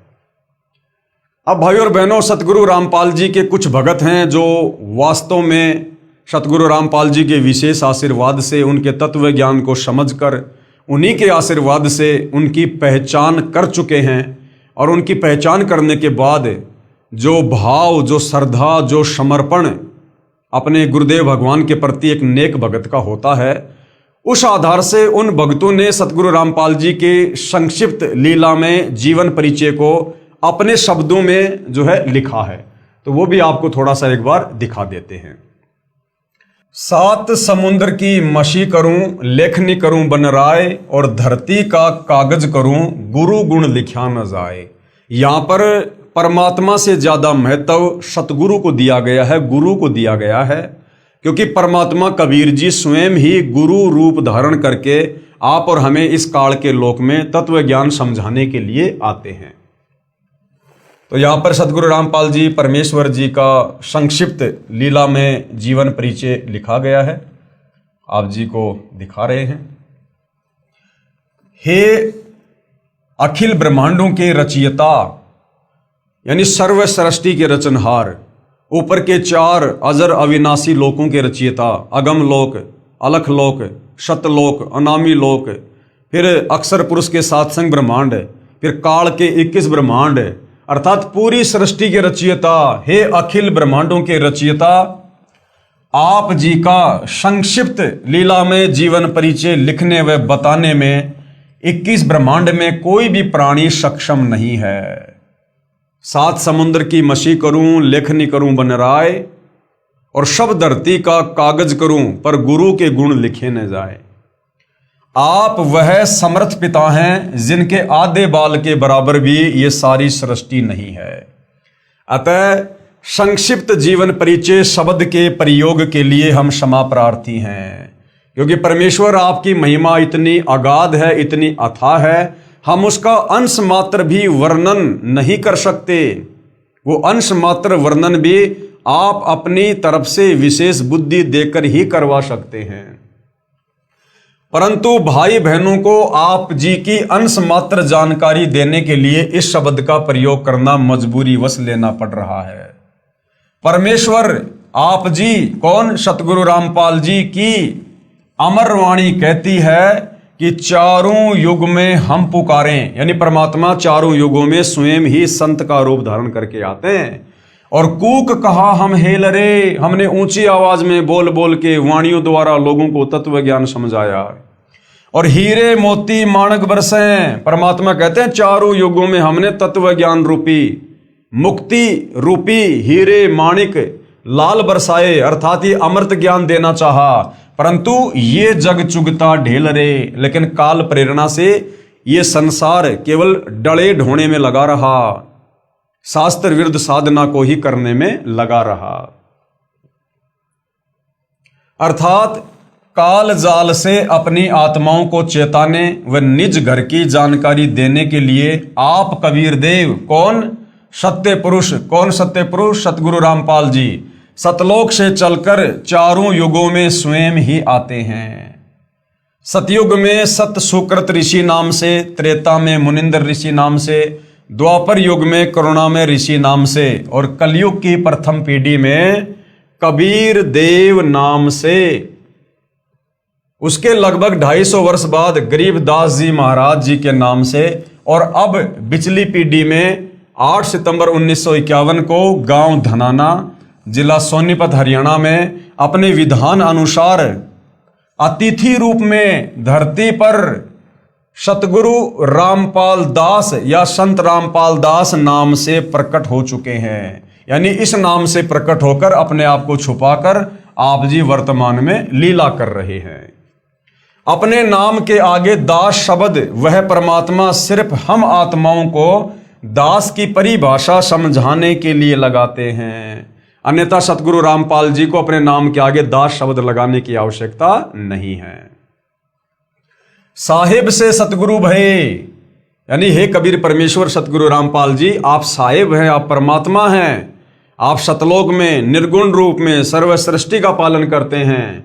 तो आप ही सतलोक से चलकर हे साहिब यहां पर सतगुरु की भूमिका करते हैं। साहिब से सतगुरु भय, और फिर सतगुरु से भय संत, फिर एक अच्छे संत यानी भगत की भूमिका भी अपने भक्तों को एक अच्छा और नेक भगत बनाने के लिए, एक भगत के अंदर क्या अच्छे लक्षण और गुण होने चाहिए ये बात समझाने के लिए फिर आप एक मुंह बोला गुरु बनाकर और एक नेक भगत बनकर अपने भक्तों को भगत के लक्षण बताते हैं। आप ऐसी भूमिका करते हैं। साहिब से सतगुरु भय, सतगुरु से भय संत, धर धर भेख विशाल अंग खेल आदि और अंत। इस प्रकार की लीलाएं करते हुए आप जी हमें अध्यात्म को समझाते हैं। इस अमरवाणी के अनुसार सत्य पुरुष ने यानी सतगुरु रामपाल जी ने 8 सितंबर 1951 के दिन प्रकट होकर फिर 17 फरवरी 1988 तक एक साधारण से किसान परिवार में हमारी चरम दृष्टि को धोखा देते हुए दो अच्छी आत्माओं भगतमती इंद्रो देवी व भगत नंदराम जी को अपने मुंह बोले माता पिता के रूप में इस नश्वर संसार में लीला करने हेतु स्वयं के आने यानी प्रकट होने के लिए निमित्त बनाया। ना सतगुरु जननी जने जाके माना बाप, पिंड ब्रह्मंड से रहित ना माती नू ताप। सतगुरु जब इस पृथ्वी पर प्रकट होते हैं तो किसी माँ के गर्भ से जन्म लेकर जेर में लिपटकर गंदगी में लिपटकर बाहर नहीं आते। जीव माँ के गर्भ में 9 महीने नरक कुंड भोगता है, यातना भोगता है अपने कर्म दंडों के तहत। कबीर परमात्मा किसी माँ के गर्भ में नरक नहीं भोगते। तो ये परमात्मा केवल इस प्रकार की सांसारिक दिखावे में लीला करते हैं, एक मुंह बोला पिता एक मुंह बोली माता बनाते हैं और इस प्रकार से परमेश्वर धरती पर प्रकट होकर हमारी चरम दृष्टि को धोखा देते हुए फिर आगे चलकर सतगुरु की भूमिका करते हैं, हम तक ये ज्ञान पहुंचाते हैं। 17 फरवरी 1988 को ठीक उसी तरह कबीर सागर में लिपिबद्ध अपनी वाणी के अनुसार 600 साल पहले की तरह गुरु शिष्य परंपरा व भगत बनकर हम जीव आत्माओं को एक भगत के लक्षण समझाने के लिए जैसे पंडित रामानंद जी को मुंह बोला गुरु बनाया था, ठीक उसी तरह जगत गुरु होने के उपरांत भी 17 फरवरी 1988 को आदरणीय रामदेवानंद जी को अपना मुंह बोला गुरु बनाकर 12वें पंथ में प्रवेश किया तथा उसके बाद सन 1994 से सत्संग व नामदान देना शुरू करके सच्चे सतगुरु की भूमिका निभा रहे हैं। साहिब से सतगुरु भय, सतगुरु से भय संत। आप स्वयं कबीर देव हैं। कौन? सतगुरु रामपाल जी, क्योंकि महिमा उनकी हो रही है। संक्षिप्त लीला में जीवन परिचय सतगुरु रामपाल जी का बताया जा रहा है, तो बार बार उनका नाम नहीं लिया जाता, समझदार को संकेत ही काफी होता है। आप यानी सतगुरु रामपाल जी स्वयं कबीर देव हैं और मर्यादा में रहकर भक्ति करने वाली अनेक आत्माओं को आपने जीवन दान व आध्यात्मिक सुख देने के साथ साथ शास्त्र अनुसार भक्ति देकर मोक्ष का मार्ग भी दिखा दिया। सन 1994 से आज तक आप जी ने परमार्थ के लिए निस्वार्थ भाव से जो संघर्ष करके दिखाया है, यह आपकी दयालुता, साधुता व समर्थता का प्रमाण है। यानी 2006 में क्रोथा कांड हुआ, 2014 में बरवाला कांड हुआ और सर्व सृष्टि के रचयिता जिनके आधे बाल के ऊपर पूरी सृष्टि को ठहराया जा सकता है, वो कबीर परमात्मा कभी 21 महीने की जेल काट रहा है, कभी 11 साल की जेल काट रहा है और किसी को कोई दोष नहीं देता, किसी के ऊपर कोई मुकदमा, कोई FIR नहीं करवाता और कहता कि सब मेरे तो बच्चे हैं, मैं किसके ऊपर FIR करवाऊं। तो ऐसा भाइयों और बहनों परमार्थ के लिए निस्वार्थ भाव से परमात्मा ही कर सकते हैं, जीव के वश की बात नहीं है। तो इस प्रकार की जो लीलाएं हैं ये आप जी की दयालुता, साधुता और समर्थता का प्रमाण है। साधुता यानी संत ना छोड़े संतता, चाहे कोटिक मिले असंत। वेदों में लिखित अपनी महिमा व गुणों को सत्य साबित करने की वह परमात्मा कमल के विकसित फूल पर शिशु रूप में प्रकट होकर कुंवारी गाय के दूध से अपनी परवरिश करवाता है। वेदों में लिखा है कि वो कबीर परमात्मा चारों युगों में एक एक जीवन इस प्रकार का जीता है कि वो सतलोक से चलकर शिशु रूप में धरती पर किसी तालाब पर विकसित कमल के फूल पर प्रकट होता है। उसके बाद कोई निसंतान दंपत्ति उसे उठाकर घर ले जाते हैं और फिर परमेश्वर कंवारी गाय के दूध से उन आत्माओं को निमित्त बनाकर अपनी लीला में परवरिश करवाता है। तो ये जो भूमिका है, इस प्रकार की जो लीला है भाइयों और बहनों, ये केवल कबीर परमेश्वर जी के ऊपर ही फिट बैठती है। अन्य किसी देव, महादेव, ब्रह्मा, विष्णु, महेश ने इस प्रकार की लीला नहीं की, किसी राम कृष्ण जी ने इस प्रकार की लीला नहीं की। कबीर परमात्मा ही चारों युगों में किसी सरोवर पर शिशु रूप में प्रकट होते हैं और उसके बाद बाल्यकाल में कंवारी गाय के दूध से उनकी परवरिश होती है, जो वेदों में लिखी है। तो केवल अपनी महिमा को जगत के सामने सत्य साबित करने के लिए, प्रकट करने के लिए कि वेदों में जो इस प्रकार की लीला लिखी है वो किस भगवान के ऊपर खरी उतरती है, उसको सत्य साबित करने के लिए, आप और हमें विश्वास दिलाने के लिए, अपनी पहचान करवाने के लिए चारों युगों में परमात्मा वेदों में लिखी इस प्रकार की महिमा के अनुसार 4 युगों में एक एक जीवन जीता है। वह परमात्मा मुर्दे को जीवन देकर 100 वर्ष की उम्र प्रदान कर सकता है। कौन? सतगुरु रामपाल जी। और लाखों को किया है। निर्धन को धन देकर सुखी कर सकता है, लाखों को करोड़ों को किया है। कोढ़ी व रोगी को स्वस्थ करके नया जीवन दे सकता है। वह बांझ को पुत्र तथा अंधे को आंख दे सकता है। आप और हमने इसी पवित्र पुस्तक ज्ञान गंगा में बहुत सारे भाई बहनों के इंटरव्यू देखे हैं जो किस प्रकार से पारिवारिक कष्टों से, शारीरिक कष्टों से, तीन ताप के कष्टों से किस प्रकार से दुखी थे, मरणासन हालत में थे, ना जिया जा रहा था ना मरा जा रहा था, हर कहीं धक्के खा चुके थे, मेडिकल में, गुरुओं के पास में कोई लाभ नहीं। और जैसे सतगुरु रामपाल जी की शरण में आए, उनके असाध्य रोग शत भक्ति के चलते कुछ ही दिनों में छू मंत्र हो जाते हैं। आदि आदि वेदों में वर्णित महिमा को यथार्थ रूप देने के लिए चारों युगों में मात्र एक एक जीवन किसी तालाब में विकसित कमल के फूल पर शिशु रूप में प्रकट होने की लीला करते हैं। अन्यथा आप जी, कौन? परमेश्वर सतगुरु रामपाल जी भगवान को किसी तालाब या कमल के फूल या शिशु रूप में प्रकट होने की कोई आवश्यकता नहीं होती है। आप जी जब चाहें, यानी आप सतगुरु रामपाल जी भगवान इतने समर्थ हैं, आप जी जब चाहें, जहां चाहे, जिस रूप व अवस्था यानी उम्र में प्रकट होना चाहें हो सकते हैं। जैसे नानक जी को बेई नदी पर व धर्मदास जी को मथुरा में जिंदा महात्मा के रूप में प्रकट होकर ज्ञान समझाया। सन 1392 में प्रकट होकर तैमूर लंग को 7 पीढ़ी के राज्य का आशीर्वाद दिया। जबकि कबीर परमात्मा कलयुग की प्रथम पीढ़ी में आज से 650 साल पहले सन 1398 में कमल के फूल पर शिशु रूप में प्रकट हुए थे। लेकिन उससे 6 साल पहले कबीर परमात्मा आए 1398 में, और 1398 से पहले 1392 में कबीर परमात्मा सतलोक से चलकर तैमूर लंग को मिले और तैमूर लंग की एक रोटी खाकर 7 पीढ़ी का राज्य दिया। तो ये कबीर परमात्मा कमल के फूल पर शिशु रूप में केवल वेदों में लिखी अपनी महिमा को सत्य साबित करने के लिए प्रत्येक युग में एक एक जीवन जीते हैं। अन्यथा इनको आवश्यकता नहीं है। ये तो जब चाहें, जैसे चाहें, जिस रूप में, जहां चाहें, कभी भी प्रकट हो सकते हैं। कितनी बार ये प्रकट हो सकते हैं? लगभग 300 वर्ष पहले आदरणीय गरीबदास जी महाराज जी के रूप में प्रकट होकर सतग्रंथ साहिब की रचना की तथा छुडानी गांव में गंगा जी को प्रकट करने तक की अद्भुत लीला की।